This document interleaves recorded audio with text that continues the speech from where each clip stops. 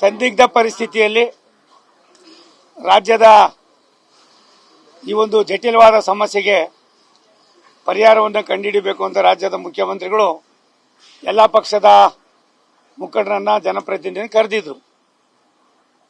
ಒಂದು ಪ್ರಕೃತಿಯ ಆಶೀರ್ವಾದ, ಮುಖ್ಯಮಂತ್ರಿಗಳು ಅವರು ತೆಗೆದುಕೊಂಡಂಥ ತೀರ್ಮಾನದಲ್ಲಿ ಆಗಸ್ಟ್ ತಿಂಗಳಲ್ಲಿ ಯಾವಾಗಲೂ ಕೂಡ ಕರ್ನಾಟಕಕ್ಕೆ ಆಗ್ತಕ್ಕಂಥ ಕೆಲವು ಬೆಳವಣಿಗೆಗಳಲ್ಲಿ ಸಹಾಯಕ್ಕೆ ಬಂದಿರತಕ್ಕಂಥದ್ದು ಪ್ರಕೃತಿ. ಆ ಪ್ರಕೃತಿಯಿಂದ ಇವತ್ತು ತಿಳಿಯಾದ ವಾತಾವರಣ ಸೃಷ್ಟಿಯಾಗಿದೆ. ಮುಂದಿನ ದಿನಗಳಲ್ಲಿ ಮೇಕೆದಾಟು ಯೋಜನೆಯನ್ನು ಯಾವ ರೀತಿ ಮಾಡಬೇಕು, ಏನು ಇವತ್ತು ಪರಿಸ್ಥಿತಿ ಇವತ್ತಿದ್ದಾಗ ತಮಿಳುನಾಡಿನಲ್ಲಿ ಬೆಳೆಗೆ ಎಷ್ಟು, ಕುಡಿಯೋ ನೀರಿಗೆ ಎಷ್ಟು, ಇವತ್ತು ಈ ಮೊದಲನೇ ಬಾರಿಗೆ ಚರ್ಚೆ ಆಗಿದೆ. ಆದ್ದರಿಂದ ಭಾರತ ಸರ್ಕಾರ ಈಗಾಗಲೇ ಮೇಕೆದಾಟು ಯೋಜನೆಯನ್ನು ಕರ್ನಾಟಕದಲ್ಲಿ ಮಾಡೋದಕ್ಕೆ ನಮ್ದೇನು ಅಭ್ಯಂತರ ಇಲ್ಲ ಅನ್ನೋದನ್ನು ಕೂಡ ಹೇಳಿದ್ದಾರೆ.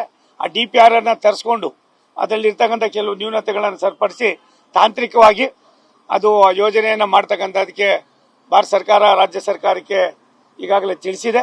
ಒಂದು, ಇವತ್ತು ಮುಖ್ಯಮಂತ್ರಿಗಳು ಮಾಡಿದಂಥ ಒಂದು ಸಭೆ ರಾಜ್ಯದ ಹಿತವನ್ನು ಕಾಪಾಡ್ತಕ್ಕಂಥದ್ರೆ ಈ ಸಂದಿಗ್ಧ ಪರಿಸ್ಥಿತಿಯಲ್ಲಿ ನಾವು ನಮ್ಮ ಫಾರ್ಮುಲಾ ಏನಿದೆ ಅದನ್ನು ಜಾರಿಗೊಳಿಸ್ತಕ್ಕಂಥದಕ್ಕಿಂತ ಹೆಚ್ಚಾಗಿ ಪ್ರಕೃತಿ ಆಶೀರ್ವಾದ ಬಗೆಹರಿದಿದೆ. ಮುಂದಿನ ದಿನಗಳಲ್ಲಿ ಆಗ್ತಕ್ಕಂಥ ಇದೇ ರೀತಿಯಾದ ಎಡವಟ್ಟುಗಳಾದಂಥ ಸಂದರ್ಭದಲ್ಲಿ ಆಗ್ತಕ್ಕಂಥ ಪರಿಸ್ಥಿತಿಗೆ ಒಂದು ಕಾರ್ಯರೂಪವನ್ನು, ಕಾರ್ಯಸೂಚಿಯನ್ನು ಮಾಡಿ ಶಾಶ್ವತವಾದ ಒಂದು ಸಂದೇಶವನ್ನು ಎರಡೂ ರಾಜ್ಯಗಳ ಮಧ್ಯದಲ್ಲಿ ಒಡಂಬಡಿಕೆಯನ್ನು ಮಾಡ್ತಕ್ಕಂಥದಕ್ಕೆ ಸಾಕಷ್ಟು ವಿಸ್ತೃತವಾಗಿ ಚರ್ಚೆ ಆಗಿದೆ. ಈ ಚರ್ಚೆಯ ವ್ಯವಸ್ಥೆಯನ್ನು ರಾಜ್ಯದ ಮುಖ್ಯಮಂತ್ರಿಗಳು ತಮಗೆ ತಿಳಿಸ್ತಾರೆ. ಒಂದು, ರಾಜ್ಯದ ಹಿತವನ್ನು ಇವತ್ತಿನ ಪರಿಸ್ಥಿತಿಯಲ್ಲಿ ಕಾಯ್ತಕ್ಕಂಥದಕ್ಕೆ ಆಡಳಿತ ಪಕ್ಷ, ವಿರೋಧ ಪಕ್ಷ ಅಂತ ಎಲ್ಲರೂ ಕೂಡ ಒಟ್ಟಾಗಿ ರಾಜ್ಯದ ಮುಖ್ಯಮಂತ್ರಿಗಳ ಇವತ್ತಿನ ತೀರ್ಮಾನಕ್ಕೆ ನಾವು ಬೆಂಬಲವನ್ನು ಸೂಚಿಸಿದ್ವಿ. ಕೇಂದ್ರ ಸರ್ಕಾರ ಈಗಾಗಲೇ ಸಹಮತ ವ್ಯಕ್ತಪಡಿಸಿದೆ. DPR ನಲ್ಲಿ ಇರ್ತಕ್ಕಂಥ ಕೆಲವು ಲೋಪಗಳನ್ನು ಕೂಡ ಸರಿಪಡಿಸಿ ಕನಿಷ್ಠ ಇನ್ನೊಂದು 50 ವರ್ಷಕ್ಕಾದ್ರೂ ಕೂಡ ತಾಂತ್ರಿಕವಾದ ತೊಂದರೆಗಳು ಇರಬಾರ್ದು, ಆ ರೀತಿ ಮಾಡಿ ಕಳಿಸಿ ಅನ್ನೋದನ್ನ ನಾನು ಕೂಡ ಇವಾಗ ಮಾತನಾಡಿದ್ದೇನೆ. ಮುಖ್ಯಮಂತ್ರಿಗಳು ಕೂಡ ಸಮ್ಮತಿಸಿದ್ದಾರೆ.